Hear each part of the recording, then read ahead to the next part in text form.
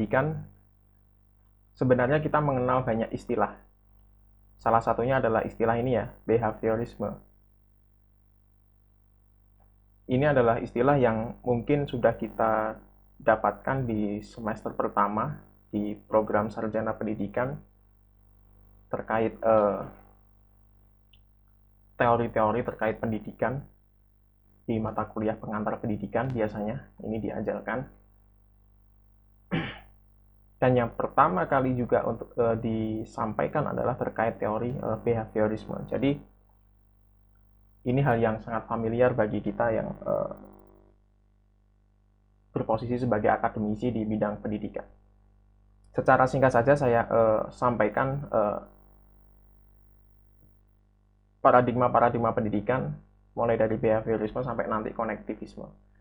Nah, biar memudahkan kita memahami dan Anda punya key atau kunci yang bisa Anda pakai nanti ketika Anda membaca buku-buku lain terkait behaviorisme sehingga Anda tidak bingung ketika membaca banyak definisi tentang itu.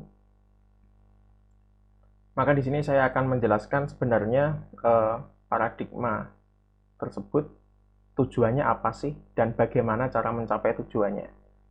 Jadi ini adalah salah satu sudut pandang atau cara bagaimana membuat siswa kita itu merasakan belajar. Jadi mohon dipahami dulu ya, ketika kita menyampaikan atau menggunakan istilah pembelajaran, jangan disamaartikan dengan belajar atau mengajar. Itu tiga istilah yang berbeda-beda. Saya mulai dari mengajar. Mengajar itu adalah usaha guru, ya usaha dari guru supaya siswanya itu mendapatkan materi atau knowledge atau pengetahuan yang dimiliki oleh guru. Jadi bagaimana caranya supaya materi ini tersampaikan ke siswa? Bisa dengan cara ceramah, bisa cara membuat tulisan, bisa dengan cara mendikte mereka. Yang penting materinya tersampaikan, mengajar. Menyampaikan hal yang dalam tanda kutip memiliki nilai-nilai yang baik, melarang nilai-nilai yang kurang baik misalnya. Itu mengajar. Sehingga ada informasi tambahan yang didapatkan oleh siswa. Kemudian apa bedanya dengan belajar? Kalau belajar itu sudut pandangnya ada dari sisi siswa. Jadi belajar itu lebih dari berupa usaha siswa untuk menguasai pengetahuan atau keterampilan baru. Jadi bukan dari sisi guru, tapi dari sisi siswa. Misalnya saya ingin belajar editing foto pakai Photoshop misalnya. Maka saya berusaha mencari-cari di YouTube tutorialnya, saya berusaha tanya ke teman-teman yang sudah advance, saya beli bukunya, saya baca, dan pada akhirnya yang semula saya nggak bisa sama sekali menggunakan aplikasi Photoshop, gara-gara usaha saya tadi, saya akhirnya bisa dan mahir menggunakan Photoshop. Nah, itu adalah usaha saya supaya saya bisa terampil dan otak saya bisa paham bagaimana sih menggunakan Photoshop. Itulah yang dinamakan dengan belajar. Jadi sampai sini bisa dibedakan ya, mengajar dan belajar. Nah, ketika ada dua posisi semacam itu, dari sini kan jelas bahwa ketika guru mengajar, ya ketika kita pakai istilah mengajar, belum tentu usaha yang dilakukan oleh guru untuk mengajar itu bisa membuat siswanya belajar. Ya. Jangan-jangan dia itu belajar gara-gara baca buku lain yang tidak disediakan oleh gurunya atau tidak dibaca oleh gurunya, atau dia diajari oleh orang tuanya di rumah terlebih dahulu, atau dia menonton channel YouTube misalnya, sehingga dia belajarnya dari sumber itu, bukan dari apa yang disampaikan oleh gurunya. Sebaliknya juga, belajar yang dialami siswa itu belum tentu diakibatkan oleh kegiatan mengajar yang dilakukan oleh guru. Nah kan, tetapi kan aneh ya, kalau memang keadaannya semacam itu, ngapain kita ke sekolah? Ngapain kita harus duduk di kelas? Nah maka dari itu, ketika kita konteksnya sudah di program program pendidikan ya, maka ada istilah yang namanya pembelajaran. Di situ diartikan proses belajar yang dialami siswa itu wajib atau harus dipastikan disebabkan oleh kegiatan mengajar yang dilakukan oleh guru. Sampai sini bisa dipahami ya, moga-moga.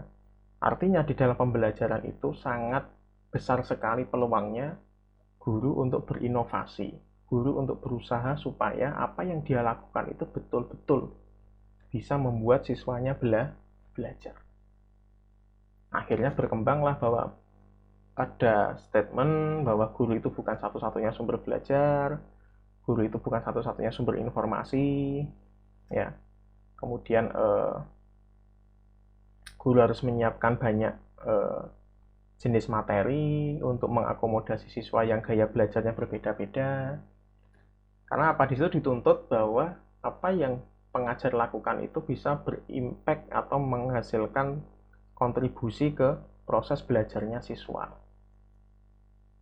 Nah, kalau kita bisa membayangkan semacam itu, apakah teknik ceramah yang selama ini dianggap metode pembelajaran yang sifatnya tradisional karena satu arah itu jelek? Jawabannya adalah sangat relatif sekali. Jangan-jangan kita sebagai guru mempunyai suara yang bagus, misalnya mempunyai pembawaan yang bagus, sehingga punya intonasi yang bagus, intonasi yang jelas, ya, pengucapan yang sangat fasih, sehingga siswa kita yang hanya mendengarkan kita itu jadi paham, jadi tahu. Tetapi kan skill semacam itu kan sangat jarang ya, sangat mungkin tidak semua pengajar memiliki skill semacam itu. Tapi kan bisa saja. Artinya apa? Apapun metode pembelajaran atau teknik mengajar yang kita pakai, kalau tujuan pembelajarannya itu tercapai, di mana siswa itu menjadi paham, siswa yang semula tidak bisa menjadi bisa, maka teknik atau metode pembelajaran tersebut sah dipakai oleh pengajar tersebut di kelasnya, karena pengajar itulah yang paham dengan situasi kelasnya. Memang dianjurkan ya kalau di masa saat ini itu kita berinovasi, kita harus menanamkan nilai kreativitas yang katanya adalah skill utama untuk abad 21, bisa berkolaborasi. Iya, itu memang dianjurkan semacam itu. Tapi juga kita perlu diingat bahwa kita juga punya yang namanya tujuan pembelajaran. Khawatirnya adalah karena kita terlalu fokus pada nilai-nilai yang tidak seharusnya itu bukan menjadi tujuan utama dari pembelajaran, itu justru terganggu. Kita lebih fokus ke mengajar yang konon katanya adalah menarik dengan banyak media, justru yang oke, siswa menjadi tertarik, tetapi endingnya adalah tujuan pembelajarannya tidak tercapai. Nah, itu yang dikhawatirkan, itu semacam itu. Artinya memang inovasi itu bagus, menggunakan teknologi itu bagus, kalau bisa betul-betul meningkatkan antusiasme dari siswa untuk belajar.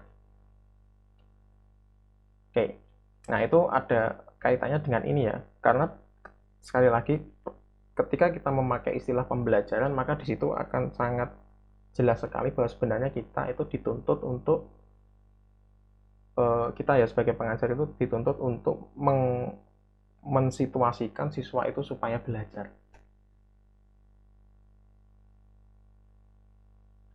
Maka dari itu ketika kita akan memilih cara-cara mengajar, itu biasanya didahului dengan pemahaman kita terkait paradigma-paradigma pendidikan.